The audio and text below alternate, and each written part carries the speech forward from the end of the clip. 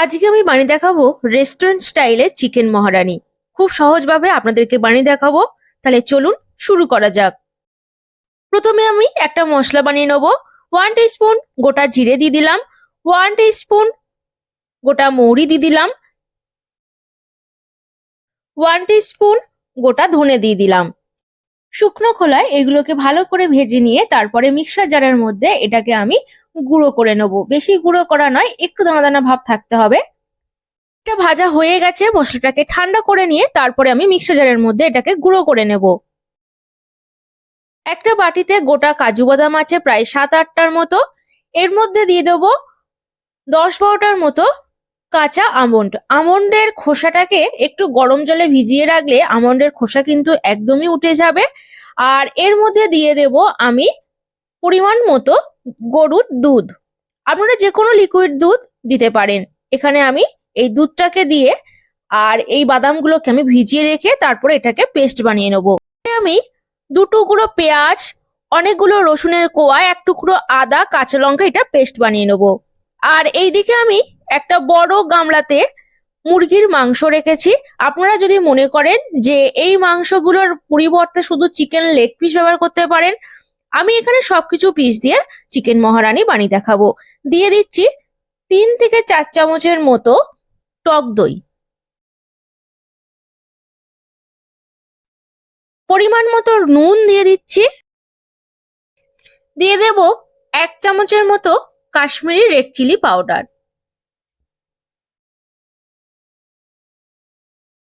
2 চামচের মতো রসুন বাটা দিয়ে দেবো, 1 চামচের মতো আদা বাটা দিয়ে দেবো, দিয়ে দেব 1 চামচের মতো কাসুরি মেথি। হাত দিয়ে ভালো করে সবকিছুকে মাখিয়ে নিতে হবে। ম্যারিনেশনটা আপনারা যত বেশিক্ষণে রাখবেন রেস্টে, তত কিন্তু এই মহারানির টেস্ট কিন্তু দারুণ হয়। আপনারা চাইলে ওভারনাইটও রাখতে পারেন ফ্রিজে। আপনারা যদি মনে করেন আপনারা 2 ঘন্টাও রাখতে পারেন, 1 ঘন্টাও রাখতে পারেন, সেটা আপনাদের সময় মতো। আমি এখানে 1 থেকে 2 ঘন্টার মতো ম্যারিনেশন করে রেস্টে রেখে দেবো। এটা মাখানো হয়ে গেছে, একটা কভার দিয়ে এটাকে আমি একটু সরিয়ে রাখছি। বসিয়ে দিয়েছি, গ্যাসটাকে অন করে দিয়েছি, দিয়ে দেব এখানে সাদা তেল। আর অবশ্যই কিন্তু এই রান্নাটা সাদা তেলে করতে হবে, সর্ষের তেলে হবে না। তেলটা গরম হয়ে গেছে আর এই তেলের মধ্যে দিয়ে দিচ্ছি ছোট সাইজের একটা কুচনো পেঁয়াজ। তারপর খুন্তি দিয়ে ভালো করে একটু আমি এটাকে নেড়ে চেড়ে দিচ্ছি। পেঁয়াজটা ভাজা হয়ে গেছে। আপনারা বুঝবেন কি করে? পেঁয়াজটা যদি একটু নরম হয়ে যায় তখন এটা ভাজা হয়ে গেছে।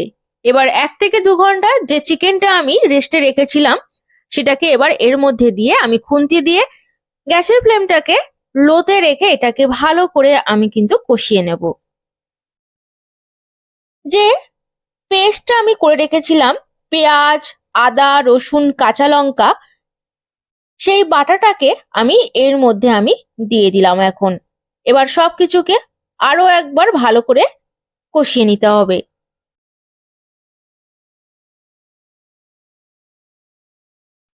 গ্যাসের ফ্লেমটাকে এবারে মিডিয়ামে দিয়ে এর মধ্যে যে ভাজা মশলাটা আমি করে রেখেছি সেটাকে এর মধ্যে এবার দিয়ে দিলাম। বেশ 5 থেকে 6 চামচের মতো এখানে আমি ভাজা মশলাটাকে অ্যাড করলাম। আবার খুন্তি দিয়ে ভালো করে সবকিছুকে নেড়ে চেড়ে দিতে হবে। গ্যাসের ফ্লেমটা কিন্তু এখন মিডিয়ামে আছে। একটা ঢাকনা দিয়ে ঢেকে আমি কিছুক্ষণ রেখে দিচ্ছি। আবার আমি ঢাকনাটা খুলে এর মধ্যে দিয়ে দেব যে কাজু বাদাম, আমন্ড আর দুধের যে পেস্টটা বানিয়ে রেখেছিলাম সেটাকে এবার এর মধ্যে আমি দিয়ে দিলাম। এই রান্নায় কোনো জল ব্যবহার করা যাবে না। আপনারা জলের পরিবর্তে দুধ ব্যবহার করবেন। আর আমি কিন্তু আরো 1 বাটি গরুর দুধ দিয়ে দিলাম। আবার খুন্তি দিয়ে ভালো করে সবকিছুকে নেড়ে চেড়ে দিচ্ছি। আর কালারটা কিন্তু একদমই চলে এসছে, তেলটা কিন্তু একদমই ভেসে উঠেছে। আরো কিছুক্ষণ এরকম ভাবে আমি দমে রান্না করব, গ্যাসের ফ্লেমটাকে লো রেখে। এবার দিয়ে দেব ওপর থেকে একটু কাসৌরি মেথি। এবার একটা ঢাকনা দিয়ে 10 থেকে 15 মিনিট আমি মাংসটাকে ফুটতে দেব। ঢাকনাটা খুলে এবার দেখব মাংসটা হয়েছে কিনা। দারুণ কিন্তু গন্ধ উঠেছে, সত্যিই বলছি বন্ধুরা, আপনারা শুধু নিজেরাই দেখুন কালারটা কেমন এসছে।